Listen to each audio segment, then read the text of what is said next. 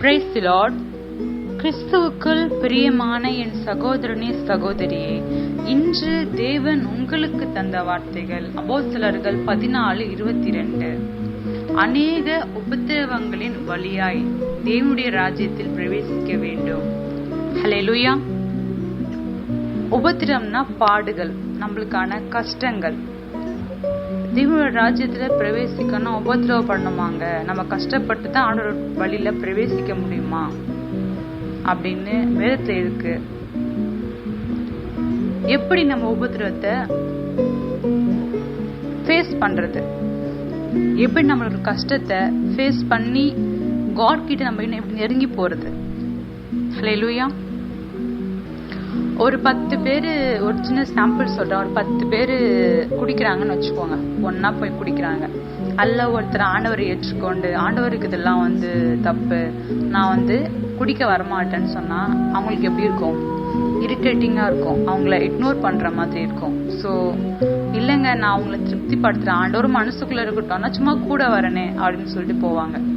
ஆனா எனக்கு தெரிஞ்ச அநேகர் சொல்ற ஒரே விஷயம், என் நண்பர்களால நான் குடியை கத்துக்கிட்டேன்னு சொல்றாங்க. யாருமே நேரா ஒயின் ஷாப்புக்கு போயிட்டு வாங்கி குடிக்கல, நண்பர்கள் மூலியமா தான் நான் பழகிக்கிட்டேன், எனக்கு கத்து கொடுத்தது எனக்கு தெரியாம நண்பர் ஊத்தி கொடுத்துட்டாங்க. ஸோ அது மாதிரிதான் சொல்றாங்க.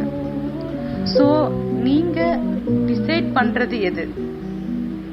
உங்க கையில இருக்க உங்களுடைய வாழ்க்கை. இல்ல ஆண்டவருக்கு இது தப்பு, நான் மனுஷங்க பாதித்தளவு வருவாங்க, பாதித்தளவுக்கு அப்புறம் போயிடுவாங்க. ஆனா காட் அப்படி கிடையாது, கடைசி வரைக்கும் நடத்துபவர். அது உங்களுடைய கையில இருக்கு. நான் காடுக்கு நான் பயந்துருப்பேன்னா ஓகே, அதற்கான பலனை கண்டிப்பா காடு உங்களுக்கு தருவாரு. ஹல்லேலூயா. என்னுடைய வாழ்க்கையில ஒரு சாட்சி நடந்தது. நான் ஒரு கம்ப்யூட்டர் சென்டர்ல படிக்கலாம்னு சொல்லிட்டு போனேன். அங்க ஒரு சகோதரனை எனக்கு கம்ப்யூட்டர் கத்து கொடுக்கறதுக்காக ஒரு சகோதரனை எனக்கு கொடுத்தாங்க.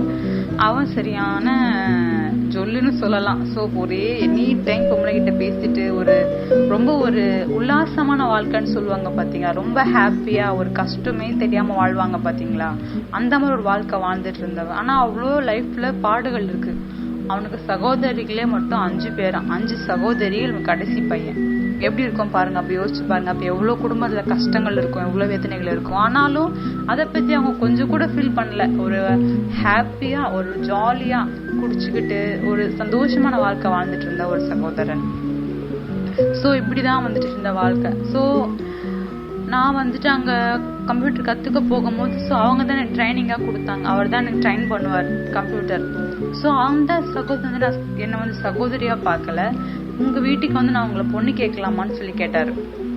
கேட்க ரொம்ப வித்தியாசமா இருக்கு, ஆனா அவங்க அப்படிதான் கேட்டாங்க. இந்த மாதிரி வீட்டுக்கு அவங்க பொண்ணு கேட்கறேன் அப்படின்னு சொல்லி கேட்டாங்க. நான் சொன்னேன், எனக்கு எனக்கு அதெல்லாம் நான் பெருசா எடுத்துக்கல, ஏன்னா உங்க குணம் எனக்கு தெரியும். ஸோ அதனால நான் எல்லாம் பெருசா வேற ஏதாவது வேலை பாருங்க அப்படின்னு சொல்லி விட்டுட்டேன்.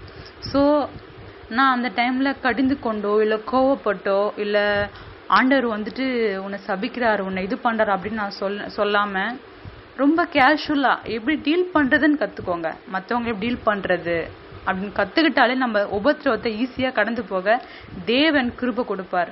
ஞானம் முக்கியமா வேதத்துல இருக்கு, ஞானமே முக்கியம்னு சொல்லிட்டு நம்ம ஞானமா செயல்பட்டா, ஒருவேளை நான் கத்தி சண்டை போட்டு திரும்ப அந்த ப்ராப்ளம்ஸ் வந்துட்டு இருந்தது. ஒரு நாள் 2 நாள் இல்லை, அடிக்கடி பேசும்போது ஆக்டிவிட்டியில எல்லா விதத்துலயும் ஒரு தப்பான கிரியேட்ல தான் அவங்க பண்ணாங்க. இருந்தாலும் நான் அதை ஃபேஸ் பண்ண தேவன் எனக்கு ஞானத்தை கொடுத்தாரு.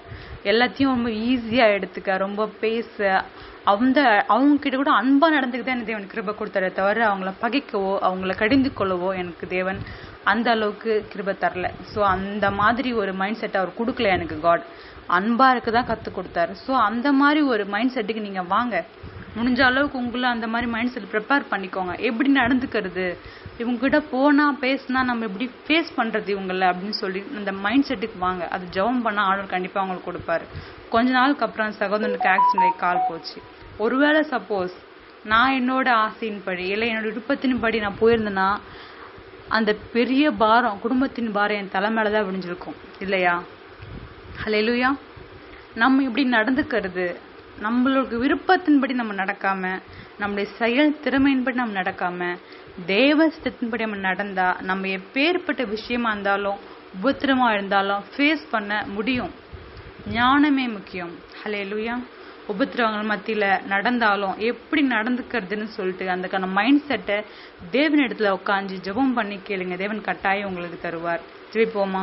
அன்பின் தேவனாகிய கர்த்தாவே, இந்த நாளையும் தகப்பனே இயேசுராஜா, உம்முடைய ராஜ்யத்தில் வர உபத்திரவங்கள் எங்கள் வாழ்வில் அவசியமா இருக்கிறது. நாங்கள் உபத்தின் மத்தியில் நடந்தாலும் ஞானமாய் செயல்பட்டு உபத்திரவத்தை கடந்து செல்ல கிருபை தாரும். ஜெபிக்கிற ஒவ்வொரு பிள்ளைகளுக்கும் ஞானத்தின் ஆசீர்வாதத்தை தந்து உபத்திரத்தின் பாதையிலிருந்து விடுதலை தந்து ஆசீர்வதித்து காத்துக்கொள்ளுங்க. இயேசுவின் நாமத்தில் ஆமென். God bless you.